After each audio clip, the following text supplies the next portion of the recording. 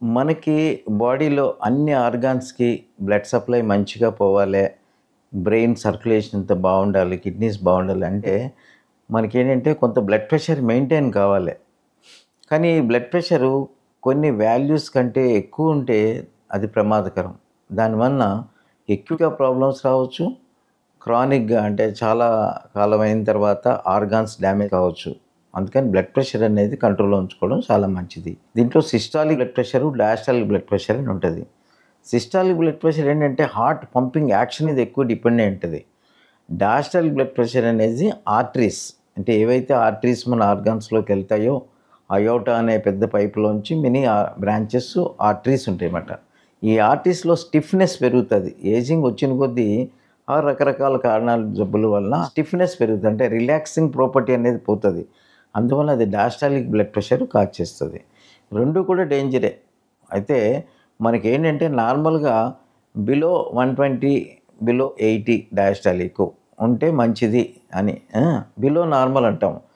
కానీ high normal suppose 130 systolic to 135 systolic ఉందనుకోండి. High normal మాట. అంటే మీరు బ్లడ్ ప్రెషర్ రేంజ్‌లోకి వెళ్తున్నారు హైపర్‌టెన్షన్‌లోకి. అంటే డయాస్టాలిక్ 85-89 కనుక వెళ్తోంది అంటే మనము డయాస్టాలిక్ బ్లడ్ ప్రెషర్ పెరుగుతుంది అని అర్థం. కానీ దీనికి గ్రేడింగ్స్ ఉన్నాయి. ఇంటర్నేషనల్‌గా European standard guidelines, American heart association అలాగే Indian cardiological society of India also చాలా గ్రో అయింది. ఇండియన్ ఫ్యాకల్టీ కూడా చాలా పాపులర్ అయ్యారు. మన గైడ్‌లైన్స్ కూడా వస్తున్నాయి. బట్ ఈ స్టాండర్డ్ గైడ్‌లైన్స్‌లో ఏంటంటే గ్రేడింగ్ చేశారన్నమాట హైపర్‌టెన్షన్‌ని.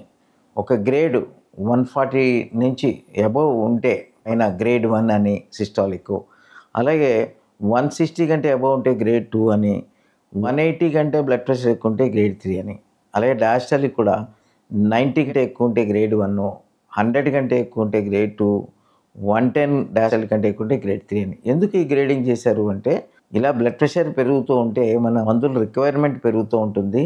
ఆర్గాన్ డ్యామేజ్ పెరుగుతూ ఉంటుంది. అండ్ ఫైనల్‌గా రకరకాలుగా మల్టీ ఆర్గాన్ డిస్‌ఫంక్షన్ వచ్చి క్వాలిటీ ఆఫ్ లైఫ్ టైమ్ కూడా తగ్గిపోతూ ఉంటుంది.